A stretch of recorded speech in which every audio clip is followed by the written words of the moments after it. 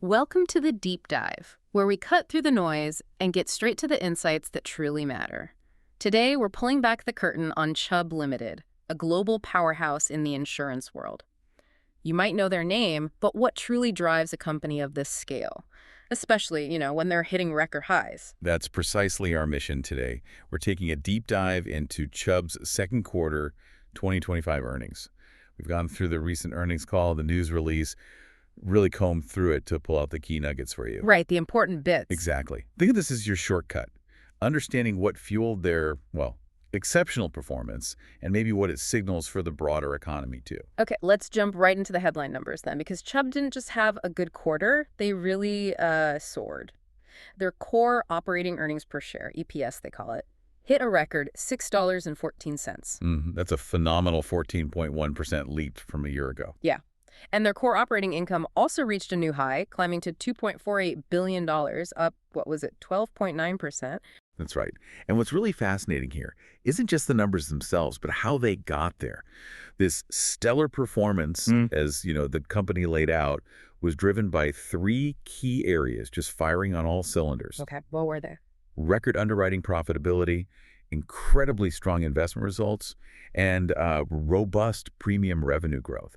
It's that kind of multifaceted strength that really sets this quarter apart.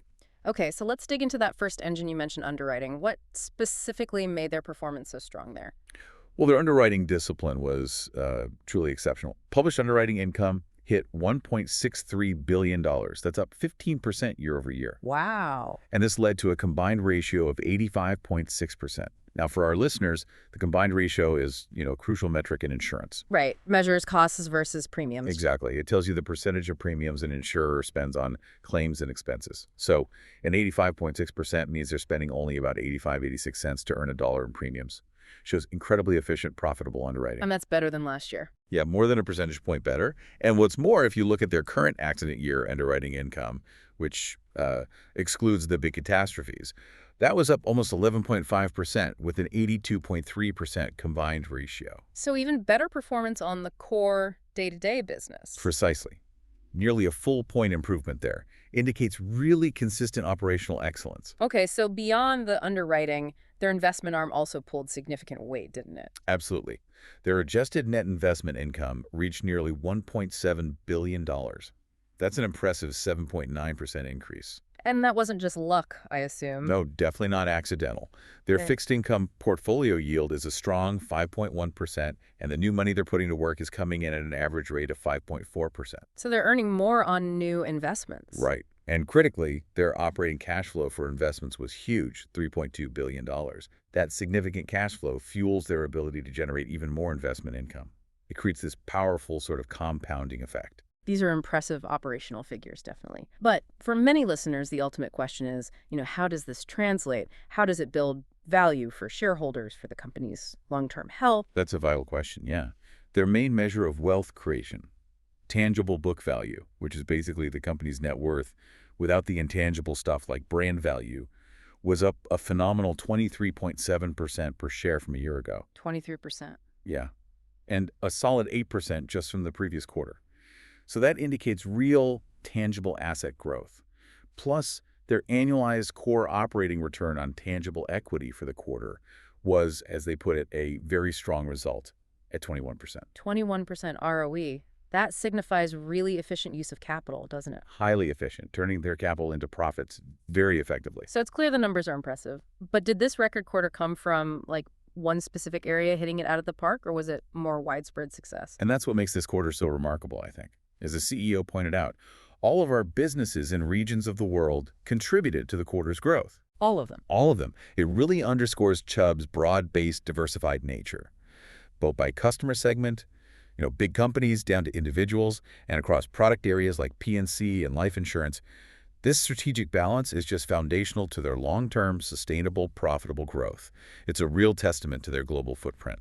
That broad diversification certainly seems to show up in where the premiums are flowing. Globally, their property and casualty premiums, excluding agriculture, grew a solid 6.4% in constant dollars. Right, and if you break that down, commercial was up 4.2%, but their consumer business really shone. up 11.9%. Almost 12%. And their life insurance division. That's on almost 17.5% increase. Really strong growth there, too. Okay, let's maybe zoom in specifically on North America P&C for a second, because you mentioned it tells us a sort of interesting story. Two distinct markets at play. Exactly. Overall, excluding ag, premiums were up 5.3%. Personal insurance surged by 9.1%, while commercial was up a more moderate 4.1%. And within personal insurance, I saw their high net worth business had an outstanding quarter. Premium growth over 9%. And new business growth over 17%. Yeah, really strong performance there. And what's particularly interesting, as you noted, is that homeowners pricing was up 10.2%, which stayed ahead of their loss costs at 8.9%. So what does that tell us? What's the takeaway there? It tells us they're not just attracting new, profitable clients, but they're also managing their risk effectively and pricing correctly. Even in what can be a competitive space. They're getting growth and maintaining profitability. That's key in personal lines. Okay. Now, in contrast, the commercial P&C market in North America, Yeah. that sounds like a more nuanced picture. Can you break down the different conditions they're seeing there? Absolutely. So you've got the middle market and small commercial segments. These are described as much more disciplined and orderly. Okay, so more stable. Right. Rates continue to rise. And Chubb is actively growing their property business in these segments. Middle market premiums grew 8.4%, small commercial up around 10%, and property pricing here was actually up over 8%. Up 8%. Okay, so a healthy, rational market there. Seems like it, and this is a fascinating contrast in market dynamics. The large account and the excess and surplus, or E&S, property market, that's a different story. Ah, okay, what's happening there? Here's where it shifts dramatically. The large account and E&S property market has grown, in their words, quite competitive. Meaning more players, maybe pushing prices down. Exactly. A lot more capital chasing the property business, and prices are softening. In fact, property pricing in their large account business was down more than 12%. Down 12%. Wow. So what's Chubb doing about that? Their response, they're being disciplined. They've stated clearly they are not going to write business below an adequate price. And crucially, they've begun walking away where necessary. So prioritizing profit over just grabbing market share in that softening segment. Precisely. It highlights their commitment to profitability, even if it means sacrificing some top-line growth in certain spots. Makes sense. So they're walking away from some property deals. What about other commercial lines like casualty? Is that also softening? No, quite the opposite. Casualty continues to firm up in all areas, and Chubb is actively growing there. North America casualty pricing was up 11.6%, with rates up 10.6%. Strong increases. Very strong. Financial lines, things like D&O, they remain soft overall, but Chubb noted seeing signs of firming in discrete classes, so maybe some potential improvement coming there eventually. Okay, so that's North America. What about beyond? Their international general insurance operations also showed a strong global footprint, right? They did. Overall premiums up 10.2% in constant dollars. Commercial lines grew about 7%, and consumer was up more than 15% internationally. 15% on the consumer side. Yeah. And regionally, growth was robust pretty much everywhere. Asia grew over 12.5%, Europe over 8%, and Latin America saw really strong growth, over 17%. Latin America seems like a real bright spot. What's driving that? It's a prime example of their strategy working diversification and local expertise. Chubb's a big player down there, like number 3 P&C writer and auto insurer in Mexico. They're seeing strong performance in small commercial, accident, and health. And they've forged some significant digital partnerships. Think Nubank in Brazil, Banco de Chile. Yeah. Those are really driving consumer growth. Interesting. So digital is key there. Seems to be. Their consumer business actually outpaced commercial last quarter in LATAM, and they expect double-digit growth to continue there over time. Okay. And is the property market story similar internationally, more competition in large accounts? It is, yes. Just like in North America, the large account commercial property market internationally, especially in London, has become more competitive. Though they did say in other international markets that conditions remain reasonably orderly, even with growing competition. So, again, a bit nuanced. Got it. And quickly, international life insurance, mostly Asia, right? Primarily Asia, yeah. Mm. Premiums there jumped 18% in constant dollars, so really significant growth in that part of the business too. Okay. So all of this performance is happening against, well, let's be honest, a dynamic and often uncertain economic and geopolitical backdrop. The CEO mentioned recent U.S. tax legislation and deregulation efforts should generally support economic growth, which is positive. True. However, he also flagged potential headwinds, Mm. things like growing budget deficits, ongoing trade and immigration policies, a weaker dollar, Mm. the usual suspects. Right. What's particularly interesting, though, from an insurance perspective, is his expectation that the trend is towards higher inflation and a steeper yield curve. Higher inflation. Most people see that as purely negative. Well, he acknowledged it's an issue for our country, absolutely. Yeah. But he also explicitly stated it will actually support our company's continued growth in investment income. Because they can earn more on their invested premiums with higher rates. Exactly. Allows them to earn more on that huge float they hold. Yeah. Okay. And this brings us to an issue that I think listeners, whether they run a business or just manage a household, can probably relate to. The CEO highlighted a critical public policy problem in a Wall Street Journal op-ed. This litigation crisis, often called social inflation. Yeah, and he was quite forceful on this. He framed social inflation as a deeply concerning public policy problem, not just an insurance industry issue. So affecting everyone. Right. It impacts the cost of everything, he says. It's inherently inflationary across the whole economy. And ultimately, it impacts innovation and growth of business because it increases operational risk so much. And the scale of it. What's truly striking from the source material is that the total cost is estimated at roughly 2.5% of U.S. GDP. 2.5% of GDP, that's huge. It is. Yet only a fraction of that substantial amount, according to the CEO, actually goes to the aggrieved party, the person who is actually harmed. The sources describe the trial bar and the litigation funding industry, these third parties who invest in lawsuits as money-making ventures that are out of control, essentially fueling this cycle. So the argument is that the system itself is driving up costs excessively. That's the argument presented. And as an intermediary, the insurance industry simply has to price for this increasingly expensive reality. They pass those costs along. So if I'm understanding this correctly, this isn't just about, say, the cost of car parts going up. It's an inflation of legal costs, settlements, jury awards. How does that directly hit businesses who need insurance? Precisely. You can see the direct impact pretty clearly. Terms and conditions around casualty lines, especially in areas like logistics, trucking, commercial auto, even basic slip and fall cases, have really tightened. Meaning it's harder or more expensive to get coverage? Both. We're seeing more risk shifting back to the client through higher retentions or deductibles, meaning the business pays more out of pocket first. And of course, significantly increased premiums. Middle market commercial auto, for instance, has become a sort of poster child for social inflation in recent years. Right, we hear about that a lot.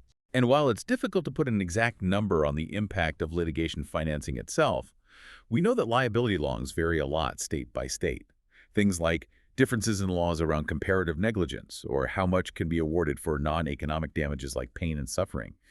Those are really driving these escalating trends. We can measure the economic impact state by state. It's a real challenge for businesses trying to manage their risk. Okay, shifting gears slightly to another public policy area, FEMA and flood insurance. The CEO offered maybe nuanced view there.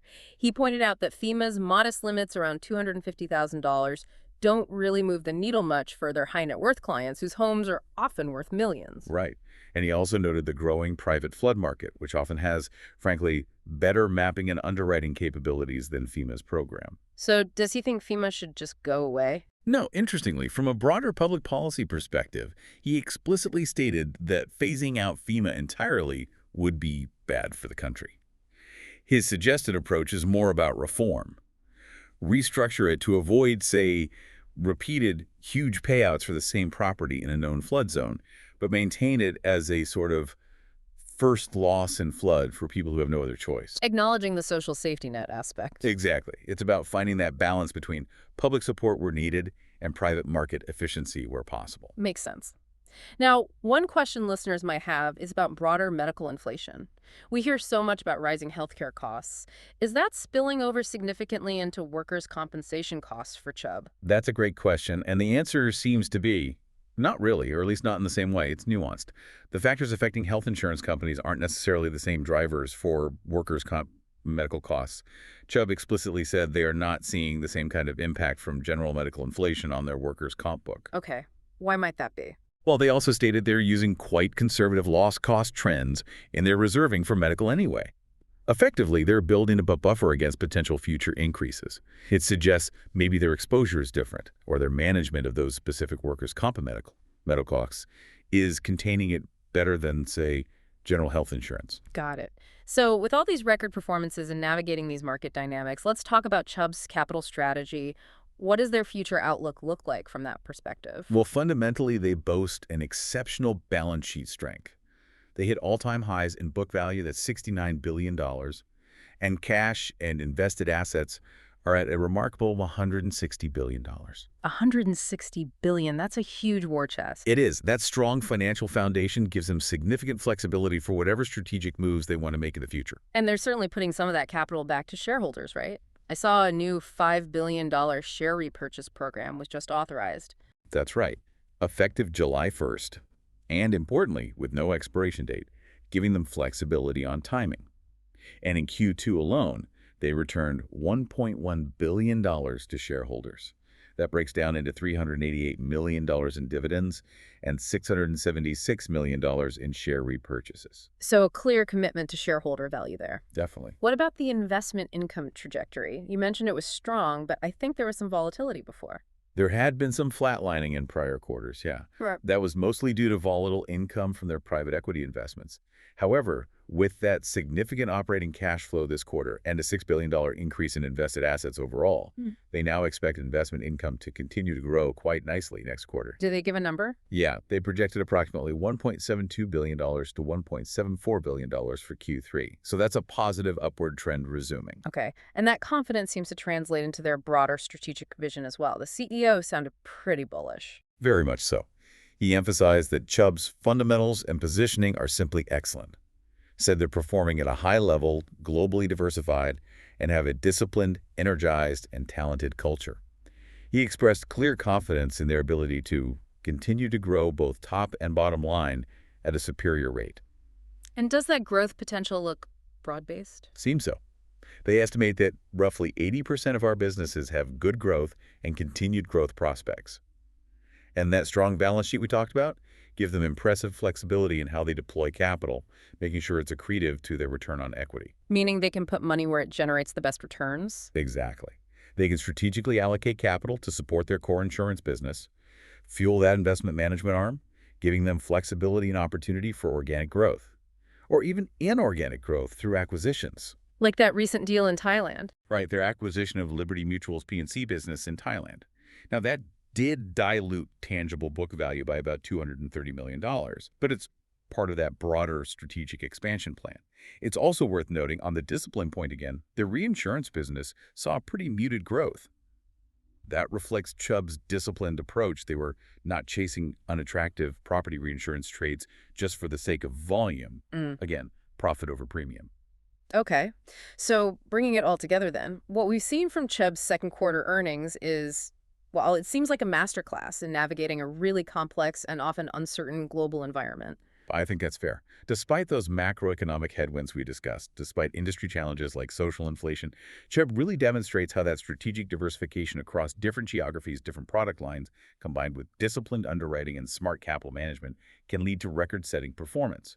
And, importantly, continued confidence in future growth. Yeah, and maybe the aha moment here, the key insight for listeners, is understanding that selective approach they take. They strategically lean into the profitable segments where they see opportunity, but they're also quite willing to walk away from the overly competitive ones where the pricing just isn't adequate. Exactly. That adaptability to dynamic market conditions, prioritizing that underwriting discipline above almost everything else, that seems to be a key differentiator for their continued success. It's not just about getting bigger, it's about getting better, more profitable. Right. So as you listening reflect on this deep dive, maybe consider how the dynamics we've discussed could play out more broadly, particularly that growing divide we saw between the hyper-competitive large account property markets and the more disciplined middle market. Or think about the pervasive, escalating impact of social inflation. How might these trends reshape how you interact with the insurance industry, whether it's in your own business or just your personal life in the coming years? What does it mean for the future availability, the future cost of different types of coverage? And maybe what might this imply about broader societal trends that affect how we manage risk and protection? Something to think about.